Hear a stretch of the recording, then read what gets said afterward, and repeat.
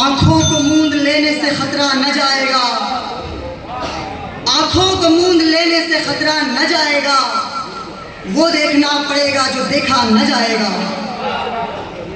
دوستوں اور ساتھیوں، آج ہندوستان کی فضا اتنی زہر آلود ہو چکی ہے کہ جس قوم نے ہندوستان کو آزاد کرایا، جس قوم نے ہندوستان کو انگریزوں کے چنگل سے آزادی دلائی، جس قوم نے ہندوستان کو اے پی جے عبدالکلام دیا، جس قوم نے ہندوستان کو ذاکر حسین دیا، جس قوم نے ہندوستان کو اوجے سوریا پر پہنچایا، جس قوم نے ہندوستان کو سونے کی چڑیا بنایا، آج اس قوم پر طرح طرح کی انگلیاں اٹھائی جا رہی ہیں، سوالات کیے جا رہے ہیں، انہیں کٹگھرے میں کھڑا کیا جا رہا ہے۔ کوئی کہتا ہے اسلام دہشت گرد ہے، تو کوئی کہتا ہے اسلام لو جہاد سکھاتا ہے، کوئی کہتا ہے کہ مسلمانوں کے ڈی این اے میں ہندوؤں کا خون ملتا ہے، تو کوئی کہتا ہے اسلام دہشت گرد مذہب ہے۔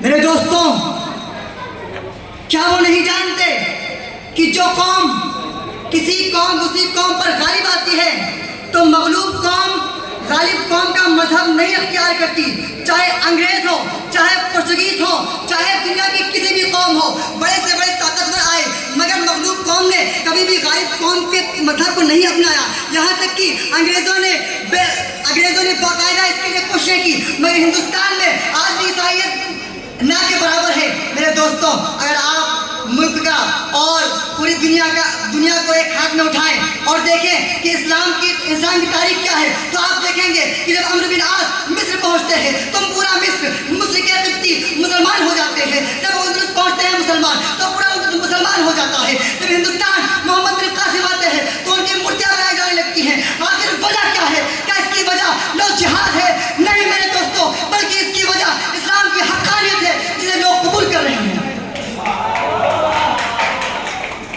دوستوں، مگر آج مسلمانوں کو اقلیت سمجھ کر انہیں ڈرانے کے لیے، انہیں دھمکانے کے لیے طرح طرح کی سازشیں کی جا رہی ہیں۔ یہ افواہ پھیلائی جا رہی ہے کہ مسلمان لو جہاد کے نام پر اپنے مذہب کو بڑھا رہے ہیں۔ ارے میں کہتا ہوں، اسلام کی فطرت میں قدرت میں لچکتی ہے، اسلام کی فطرت میں قدرت میں لچکتی ہے۔ جتنا ہی دباؤ گے اتنا ہی یہ ابھرے گا، جتنا ہی دباؤ گے اتنا ہی یہ ابھرے گا۔ اسلام کو کسی لو جہاد کی ضرورت نہیں ہے، اسلام کو کسی ایڈورٹائز کی ضرورت نہیں ہے، بلکہ اسلام ایک سچا ایسا مذہب ہے جو جس مذہب کو کوئی جان لے تو وہ بلا شبہ قبول کر لیتا ہے۔ یہی وجہ ہے کہ آج دنیا میں سب سے زیادہ پھیلنے والا مذہب اسلام ہے، اور اس کے پیچھے لو جہاد نہیں۔ دوستوں، پھر بھی کچھ لوگ کہتے ہیں، کچھ لوگ آنکھوں کو موند رہے ہیں، لوگ کہتے ہیں انہیں کہنے دو، ان کے خلاف بولنے کی ضرورت نہیں۔ لوگ اسلام پر لو جہاد کا نعرہ لگاتے ہیں، ہمیں خاموش رہنے کی ضرورت ہے، وقت کے تقاضے کے ساتھ صلح کر لینی چاہیے۔ میں کہتا ہوں، ارے نہیں، ایسی نادانی نہ کرنا۔ کیا ہم نے اندلس میں ایسا نہ کیا تھا؟ ہم مٹ گئے۔ کیا ہم نے برما میں ایسا نہ کیا تھا؟ برما سے نکال دیے گئے۔ ہم جہاں بھی خاموش رہتے ہیں وہاں ہم مٹ جاتے ہیں، کیونکہ خاموش مزاجی تمہیں جینے نہیں دے گی، خاموش مزاجی تمہیں جینے نہیں دے گی۔ اس دور میں جینا ہے تو کوہرام مچا دو۔ اور آنکھ موند لینے سے، خاموش بیٹھ جانے سے کوئی حل ہونے والا نہیں ہے، کیونکہ آنکھوں کو موند لینے سے خطرہ نہ جائے گا، آنکھوں کو موند لینے سے خطرہ نہ جائے گا، وہ دیکھنا پڑے گا جو دیکھا نہ جائے گا۔ اور جلنا ہے قبر پر کہ جلانا ہے بزم میں، یہ بھی کسی چراغ سے پوچھا نہ جائے گا، یہ بھی کسی چراغ سے پوچھا نہ جائے گا۔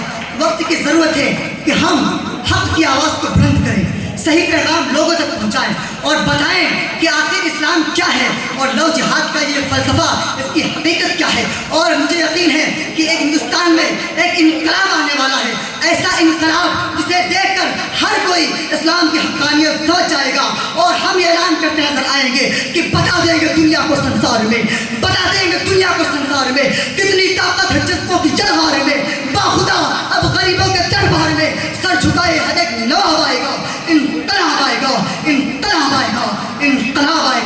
انقلاب آئے گا. آپ کی سماعتوں کا بہت بہت شکریہ.